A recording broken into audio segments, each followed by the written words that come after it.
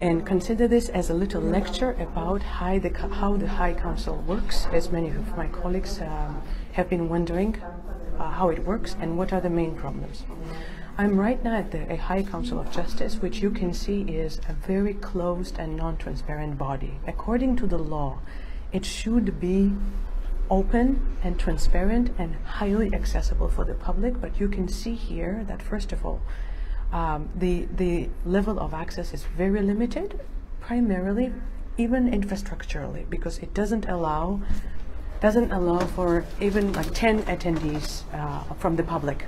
The High Council of Justice, of which I was a member up until 2 years ago, is an independent body, supposedly an independent body, composed of different representatives from different branches of government, more than half judges, and others are from different branches, which are supposed to oversee the functioning of the court. The idea to create the High Council from non-politicians was to serve the purpose of the independence of judiciary.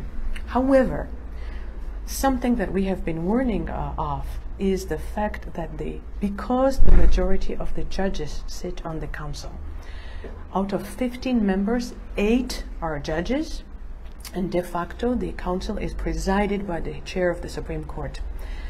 Because Georgian judiciary was not reformed after 2012, the High Council has been packed by the judges, and as a result, it's now dominated by the informal government group, which we call so-called clan.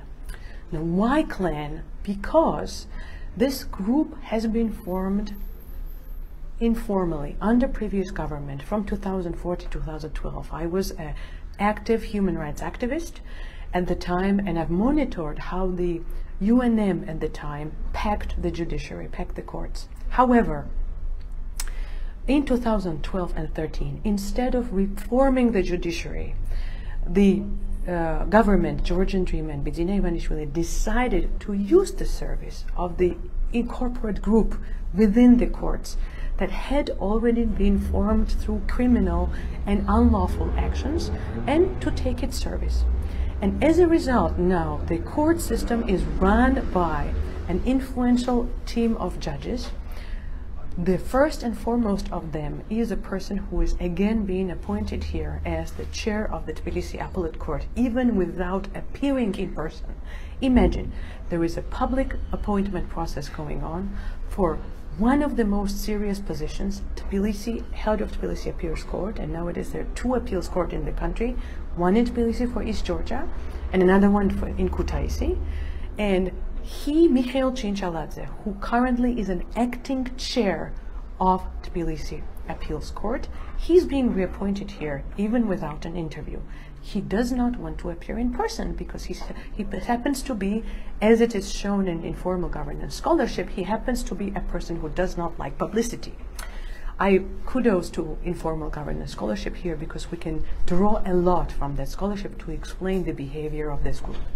So out of 15 members, now 5 members that Parliament is supposed to appoint are not yet appointed, because the threshold of the quorum that is necessary to appoint representatives from the Parliament is very high. To appoint members from the Parliament, the ruling party needs to negotiate with the opposition and needs to consolidate the required number of votes. Currently, it doesn't have that number of votes, therefore these 5 positions are vacant.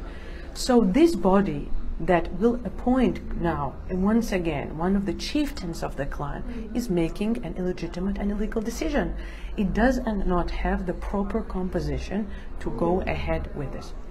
Another important sign of how worrisome is this process and how we absolutely have to go forward with the judiciary reform is the fact that there was a so-called consultation with the appeals court judges. This is according to the requirement of the law, which the ruling party adopted to show the world that they're progressively oriented. You know, there's only one contender for the job of the head of the appeals court. What kind of, I can only call this a Soviet competition. What kind of public competition for such an important job is this one, where you only have one candidate and where all the judges are unanimous in supporting him. Yeah, this is the functioning of informal governance. I have my own 6-step reform system, reform plan in relation to how to disband this corporate judicial power within the High Council of Justice and what we have to do with it. I have presented this plan publicly and will continue to present it because I have hands-on experience and knowledge in this area, but it's unequivocal that we cannot leave this system working as it is right now, when it is because of the malfunctioning of the courts that Georgia is losing its European perspective. Please write to me if you have any questions about this. Thanks.